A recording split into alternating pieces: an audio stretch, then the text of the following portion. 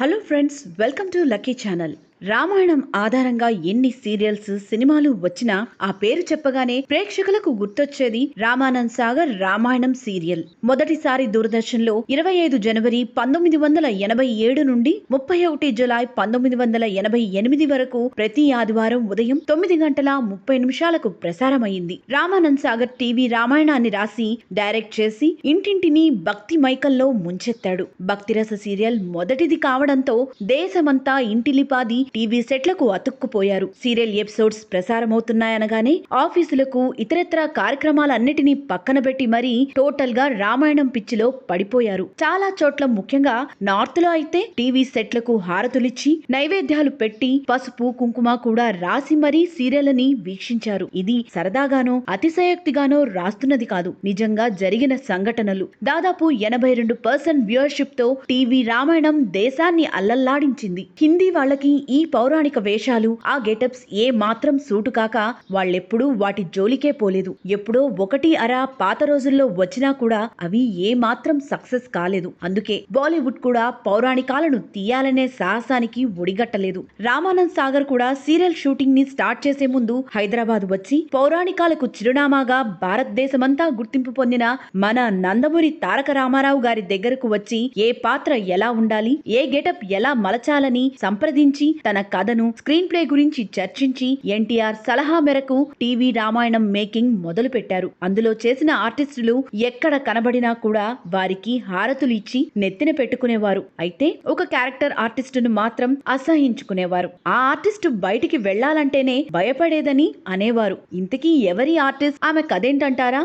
అయితే ఈ స్టోరీ చూడాల్సిందే. అంతకు ముందు మా ఛానల్ ను ఇప్పటి వరకు సబ్స్క్రైబ్ చేయకపోతే సబ్స్క్రైబ్ చేయండి, లైక్ చేయండి, షేర్ చేయండి. రామాయణం ఓ మహాకావ్యం. ఆ కావ్యాన్ని దృశ్య రూపంలోకి తీసుకురావడం అంటే అంత ఆషామాషి కాదు. రామానంద్ సాగర్ ఆ రిస్క్ చేసి ఆబాల గోపాలాన్ని అలరించారు. ప్రతి క్యారెక్టర్ ఆర్టిస్టులను చూస్తే వీళ్ళు త్రేతాయుగంలో తనువు చాలించి మన కోసం జన్మనెత్తారా అనిపించక మానదు. అందులో ముఖ్యంగా రాముడు, సీత క్యారెక్టర్లు చేసిన అరుణ్ గోవిల్, దీపికలను సీతారాములు ఇలానే ఉండేవారా అని నార్త్ ఇండియాలో ఫిక్స్ అయిపోయారు. వీరితో పాటు మరో క్యారెక్టర్ ని, అది చేసిన ఆర్టిస్ట్ ని వాళ్ళు ఎప్పటికీ మర్చిపోలేరు. ఆ క్యారెక్టరే మందర. అది చేసిన లలితా పవార్ ని నార్త్ ఇండియాలో ఆమెను తిట్టని వారు లేరంటే అతిశయోక్తి కాదు. అది క్యారెక్టరే. నేను చాలా మంచిదాన్ని అని ఎన్నోసార్లు చెప్పుకున్నా కూడా ప్రజలు నమ్మలేదంటే ఆమె ఆ క్యారెక్టర్ లో ఎంతగా ఒదిగిపోయిందో అర్థం చేసుకోవచ్చు. ఇప్పటికీ రామాయణం సీరియల్ వీడియోలో చూస్తే ఆమెను మాత్రం తిట్టుకుంటూనే ఉంటారు. అలా అని ఆమె నిజ జీవితంలో అలానే ఉంటుందా అంటే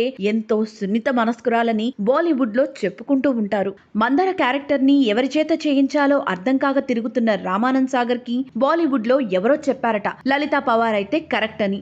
ఆ క్యారెక్టర్ ని ఆమె చేస్తుందా అని అనుమానం రాకపోలేదు. ఎందుకంటే అప్పటికే ఇలాంటి క్యారెక్టర్ల వల్ల బాలీవుడ్ సూర్యకాంతం అని పిలిపించుకోవడంతో తన పందా మార్చుకోవాలనుకుందని వినికిడి. ఒక్కసారి ట్రై చేస్తే తప్పు లేదుగా అనుకున్న ఆమె దగ్గరికి వెళ్లి క్యారెక్టర్ గురించి చెబితే ముందు నో అన్నదట. కానీ రామానంద్ సాగర్ పట్టుబట్టడంతో ఆ క్యారెక్టర్ చేయడానికి ఒప్పుకుందట. ఆ తర్వాత రామాయణంలో ఆ క్యారెక్టర్ కి కానీ ఆమెకు కానీ వచ్చిన పేరు అంతా ఇంతా కాదు. అయితే అది నెగిటివ్ గానే. అయితే ఆ హిట్ ని మాత్రం తన జీవితాంతం మర్చిపోలేనని లలితా పవార్ అనేక సార్లు చెప్పింది. తాను ఎన్నో సంవత్సరాలు బాలీవుడ్ లో ఉన్న రామాయణం ముందు ఒక ఎత్తు, ఆ తర్వాత లలితా పవార్ మరో ఎత్తు అనేవారామె. 9వ ఏటనే సినీ రంగ ప్రవేశం చేసిన అంబా లక్ష్మణ్ రావు షగుడ్ ఉరుఫ్ లలితా పవార్ 1916 ఏప్రిల్ 18న నాసిక్ లోని యోలాలో సంప్రదాయ కుటుంబంలో జన్మించింది. తండ్రి లక్ష్మణ్ రావు సిల్క్ వ్యాపారి. చిన్నతనం నుండి కళలపై మక్కువ ఉండడంతో సినీ ఇండస్ట్రీలో తెలుసున్న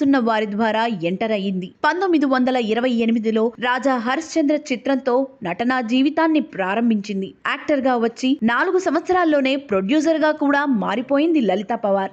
1932లో మూకీ మూవీ కైలాష్ కు సహ నిర్మాతగా పెట్టుబడి పెట్టి యాక్ట్ చేసింది. ఆ తర్వాత 1938లో సొంత బ్యానర్ లో దునియా క్యా హై అనే టాకీ మూవీని నిర్మించింది. ఆ తర్వాత ఆమె వెనుతిరగలేదనే చెప్పాలి. ఓ వైపు సినిమాలు నిర్మిస్తూనే లీడ్ రోల్స్ చేస్తూ ప్రేక్షకుల మన్ననలను పొందింది. అయితే 1942లో ఓ సినిమా షూటింగ్ స్పాట్ లో అనుకోకుండా అప్పుడే ఫీల్డ్ లోకి వచ్చిన తోటి నటుడు చెంప మీద కొట్టడంతో ముఖపక్షవాతం వచ్చింది. ఎడమ కంటి సిర పగిలిపోయింది. 3 సంవత్సరాలు చికిత్స తీసుకున్నా లాభం లేకుండా పోయింది. లెఫ్ట్ ఐ చూపు కోల్పోయింది. దీంతో సినిమాలో లీడ్ రోల్స్ కి దూరమైంది. అయినా మొక్కవోని దీక్షతో తన అవిటితనమే తనకు అసెట్ అని క్యారెక్టర్ ఆర్టిస్ట్ గా మారిపోయింది.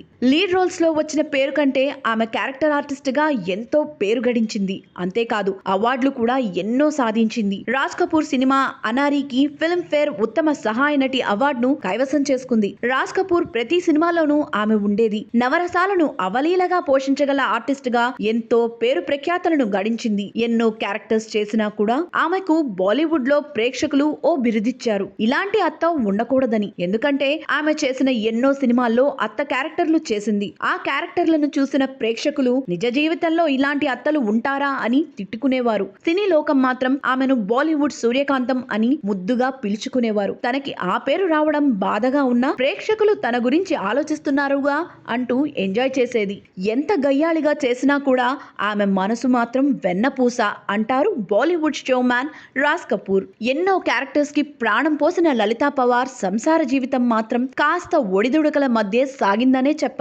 తాను ఎంతో ఇష్టపడి చేసుకున్న భర్త తన చెల్లెలితో వ్యవహారం నడపడంతో విడిపోయింది. తరువాత అంబికా స్టూడియోస్ నిర్మాత రాజ్ ప్రకాష్ గుప్తాను వివాహం చేసుకుంది. ఆ తరువాత అనేక సినిమాలు నిర్మించి లలితా పవార్ ఎంతో మందికి జీవనోపాధిని కల్పించింది. దాదాపు 70 ఏళ్లలో 700 సినిమాలు చేసిన లలితా పవార్ కు బాలీవుడ్ లో టీవీ ప్రేక్షకులు నీరాజనాలు పట్టారు. ఇప్పటికీ మందర గురించి మాట్లాడితే ముందుగా గుర్తుకు వచ్చేది లలితా పవారే. అంతగా పేరు సంపాదించుకుంది లలితా పవార్. అలాంటి వారు నభూతో నభవిష్యతి.